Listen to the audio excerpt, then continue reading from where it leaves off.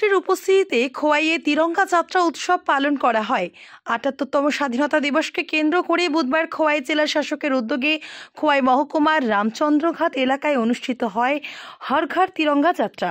এদিনের হর ঘর তিরঙ্গা যাত্রা অনুষ্ঠানে প্রধান অতিথি হিসেবে উপস্থিত ছিলেন রাজ্যের মুখ্যমন্ত্রী ডক্টর মানিক সাহা। ওনার সাথে ছিলেন ত্রিপুরা জনজাতি মন্ত্রী বিকাশ দেববর্মা।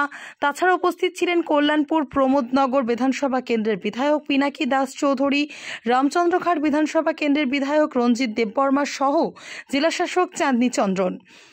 এদিন হর ঘর তিরঙ্গা যাত্রা অনুষ্ঠানের প্রথমে খোয়াই রামচন্দ্রঘাট বাজার থেকে জাতীয় পতাকা হাতে নিয়ে একটি পদযাত্রা অনুষ্ঠিত হয়।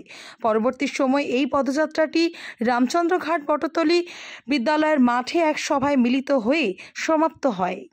যে কার্যক্রম সেই উপলক্ষে আপনারা এখানে এসেছেন এবং সেটাকে আপনারা পালন করেছেন, এর জন্য হার্দিক অভিনন্দন ও শুভেচ্ছা জানাচ্ছি।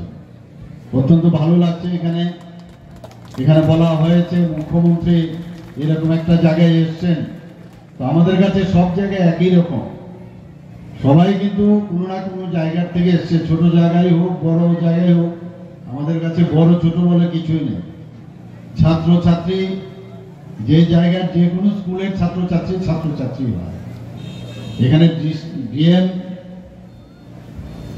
আজকে এখানে ডিএম আছেন, আরেক জায়গায় যাবেন ডিএম, ডিএমও একই পর।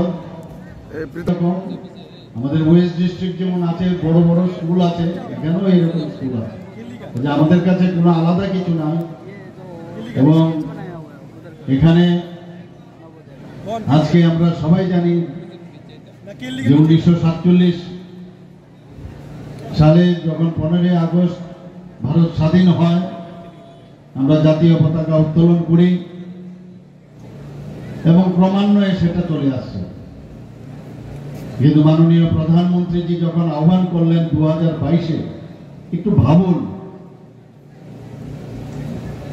যে দেশের প্রতি ভাবনা, যারা এই দেশকে স্বাধীন করতে গিয়ে বলিদান হয়েছেন বা এই দেশকে এখন অখণ্ডতা রক্ষার জন্য বা যারা এই দেশকে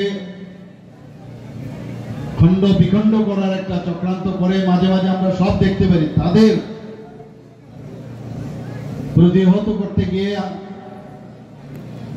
আমাদের বর্ডার সিকিউরিটি ফোর্স হোক, আসাম রাইফেলসে হোক, প্যারামিলিটারি যেই হোক, পুলিশ হোক, তারা যখন বলিদান হয় সব মিলিয়ে তাদেরকেই আমাদের প্রধানমন্ত্রীজি আহ্বান করলেন যে তাদের প্রতি শ্রদ্ধা আমাদের জানাতে হবে। এবং 3 দিন ধরে, অর্থাৎ 13, 14, 15 এই 3 দিন এই যে আমাদের যে ন্যাশনাল ফ্ল্যাগ সেটাকে উত্তোলন করতে হবে, জাতীয় পতাকা ত্রিরঙ্গের সেটা উত্তোলন করতে হবে। আমাদের সহজ এই যে ত্রিরঙ্গ পতাকা, আমাদের জন্য এটা সহজ না। এই জাতীয় পতাকা